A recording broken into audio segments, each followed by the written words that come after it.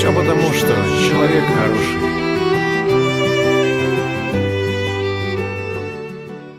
In Václav's Человек, хороший, roughly translated, the person is good.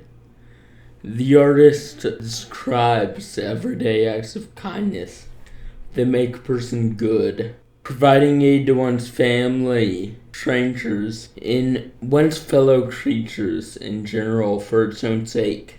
This raises the question, are people fundamentally, or even usually, good in order to avoid an elaboration of Nietzsche's anti-Semitic tirades, as Jordan Basketball Peterson might insist? I will avoid exploring what good even means for the time being.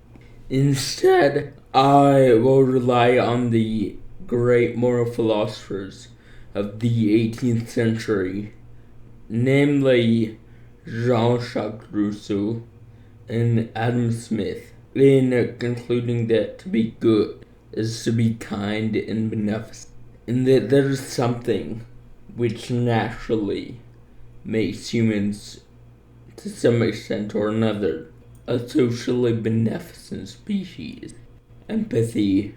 However, just as empathy helps humans to engage in socially beneficent behavior and to build up community cohesion among us, the modern society in which we live often seems anything but beneficent and cohesive. I would argue that the failures of empathy, especially its incompleteness, are likewise at the root of societal dysfunction. Indeed, our most toxic political conflicts seem to directly result from a failure of what I might call empathetic analogy. That is not to say that, on either side of our political debates, empathy isn't present. I merely mean to suggest that it is so often incompletely applied. For instance, the issue with the controversy over police brutality is not, despite appearances, that one side has empathy and the other does not. It is simply that progressives exclusively feel empathy for the one being brutalized, to whom, for the record, I think empathy is most justly applied, while holding the offending officer in disdain. Conservatives, on the other hand, exclusively feel empathy for the officer's plight while holding the brutalized victim in disdain. One can talk all they want about the real moral failings here, but the truth of the matter is relatively clear. Neither side is quite lacking in empathy, but each side is applying it exclusively in the opposite direction. Certainly, I would argue that the conservatives are applying it in the wrong direction, morally speaking, but the exclusive empathy of the progressives is not without its moral faults either. Before explaining the role that empathy and analogy play in political discourse, it is important to define terms. I define empathy as understanding and feeling with another individual, in practice usually achieved via analogy to one's own experience. More often than not, this is an automatic and instinctual phenomenon, but it is still worth considering on a procedural level. Although there are some who might find my definition overly broad, favoring a differentiation of the concept into component parts, cognitive empathy, emotional empathy, and compassion, I see no reason for such differentiation here. At different times and places, different words such as sympathy have carried this meaning, but given the evolving linguistic landscape, I myself will use the word empathy to denote this concept. As it is impossible to know the exact feelings of another, this empathy is so often only possible with the utilization of analogy. For instance, I cannot know exactly how my niece feels when she falls to the ground in a public place, but by creating a mental connection with my own experiences of physical pain and emotional embarrassment at falling to the ground in the presence of company, I can feel sorrow for her nonetheless, and thus respond to the situation with kindness. Due to the individuality of experience combined with the dampening effect of time on memory, the way that this empathetic analogy works means that I will seldom feel the same sentiment to the same degree as, say, my crying niece.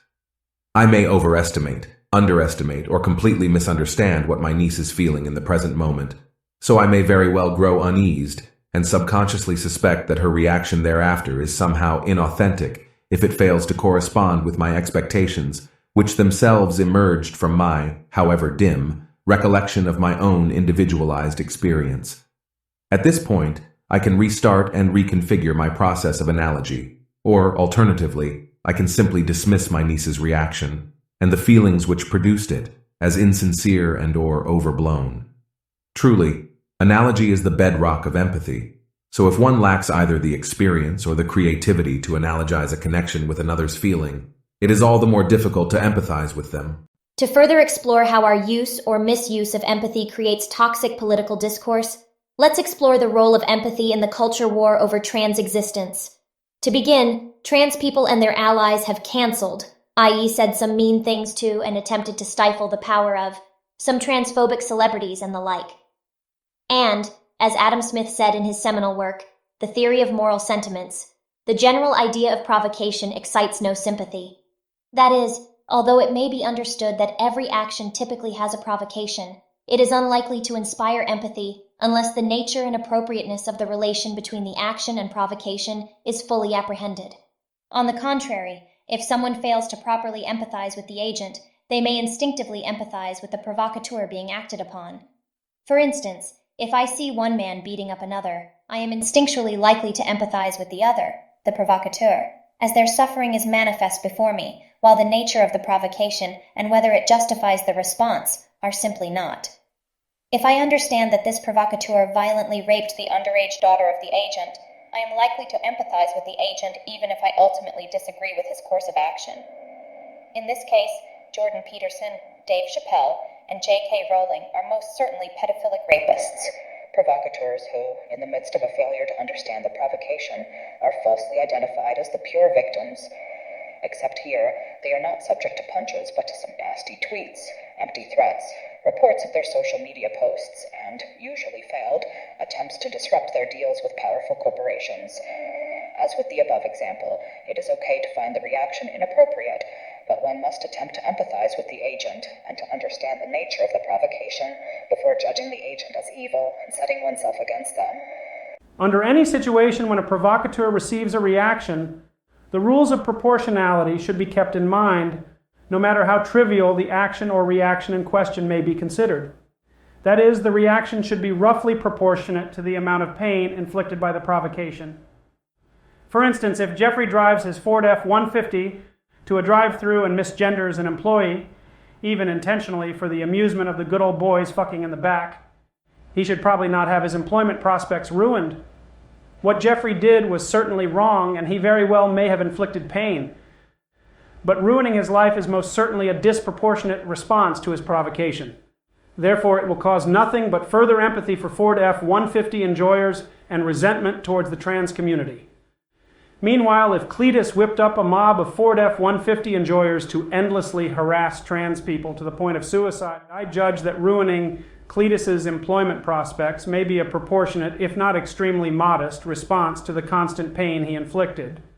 The question is, on the spectrum of Ford F-150 enjoyers, is J.K. Rowling, for instance, closer to a Jeffrey or a Cletus?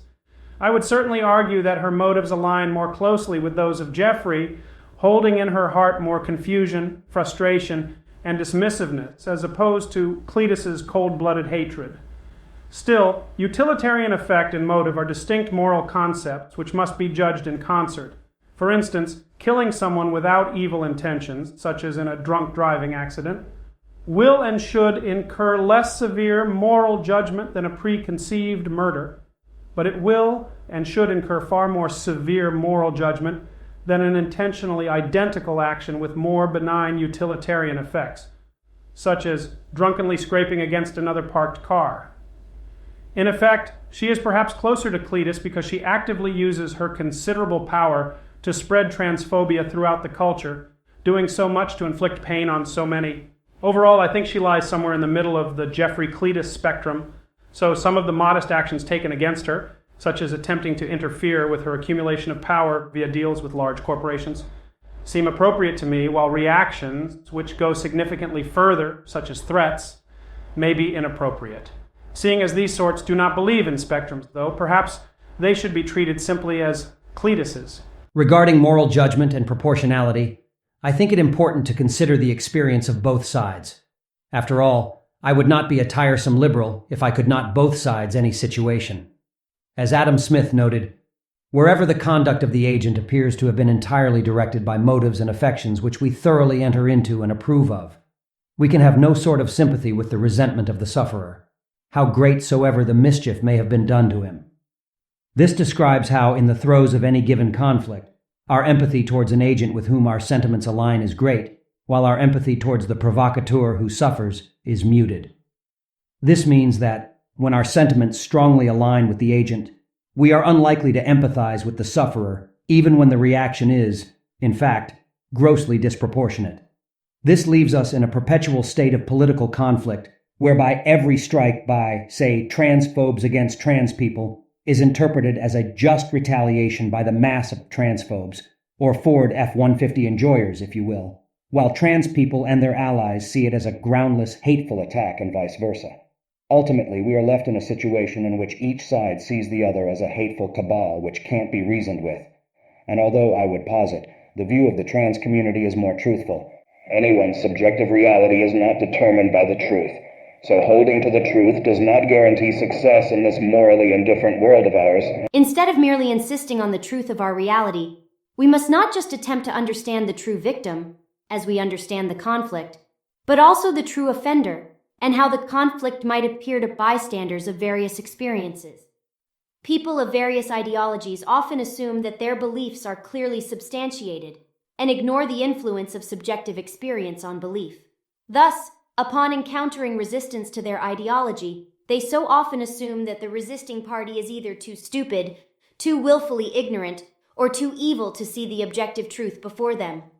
On the off chance that the ideologue attempts persuasion, he so often utilizes the same facts, figures, anecdotes, and analogies that appealed to his own subjective experience and won him over, instead of even attempting to appeal to the reality of the party he's trying to persuade.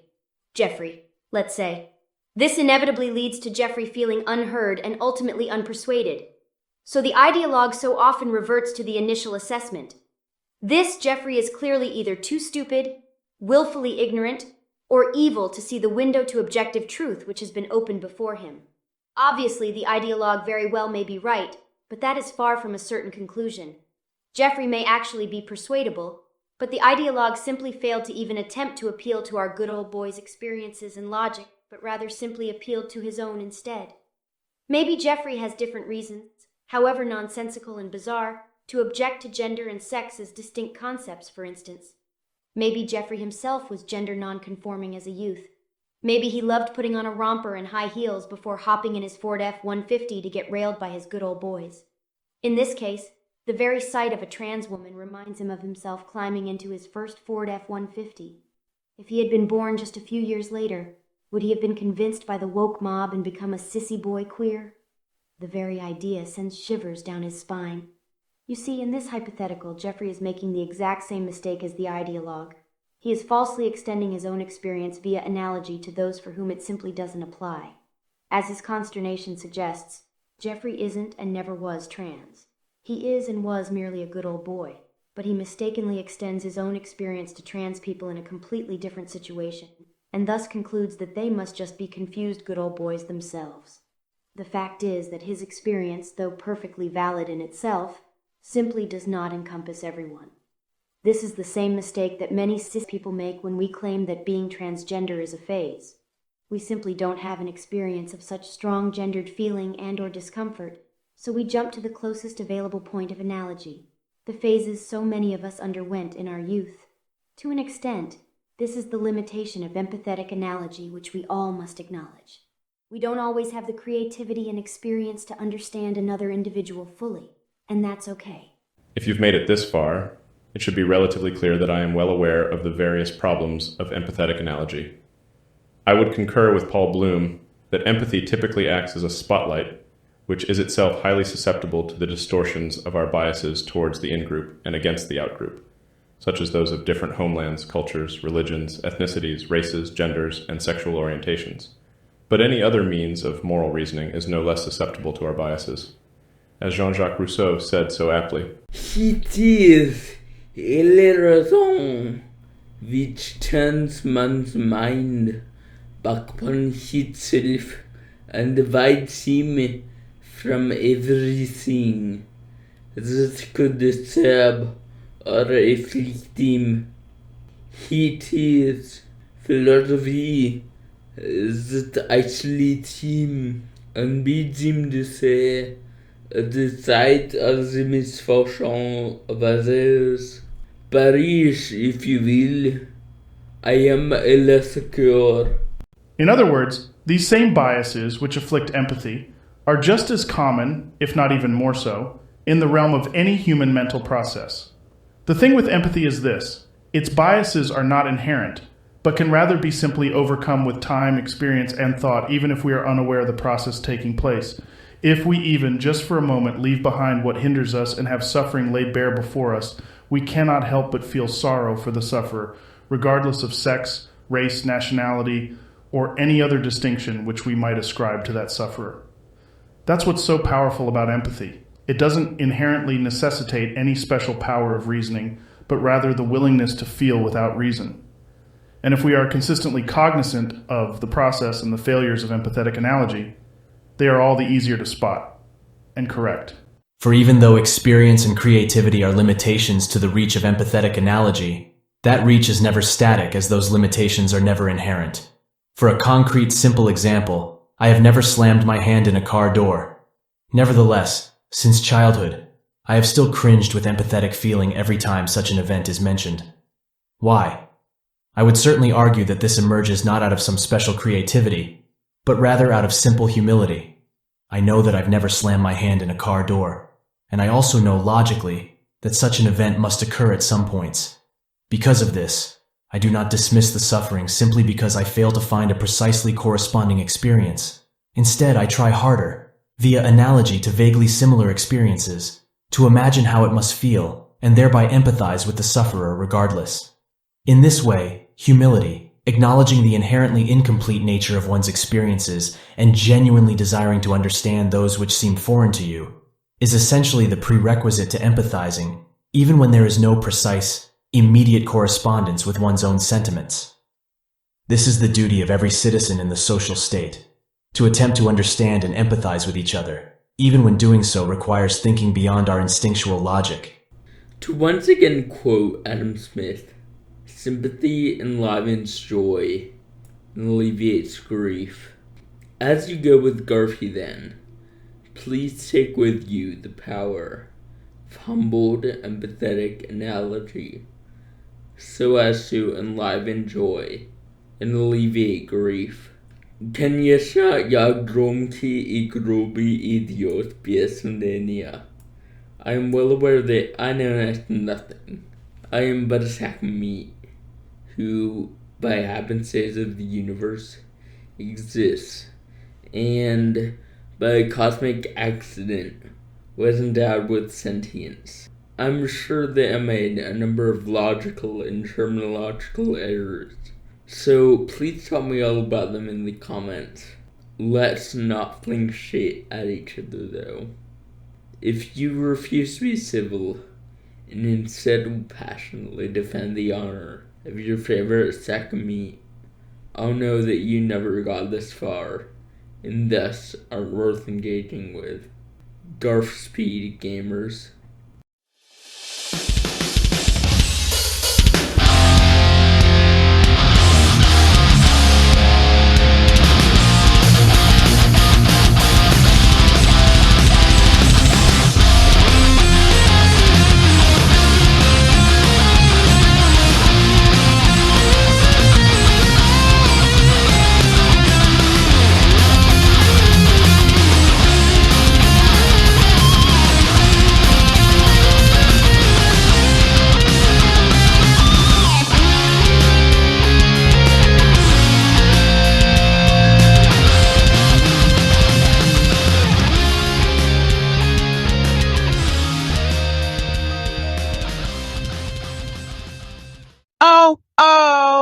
Fuck, that feels so good, Penis Prager. I'ma fill that bussy good.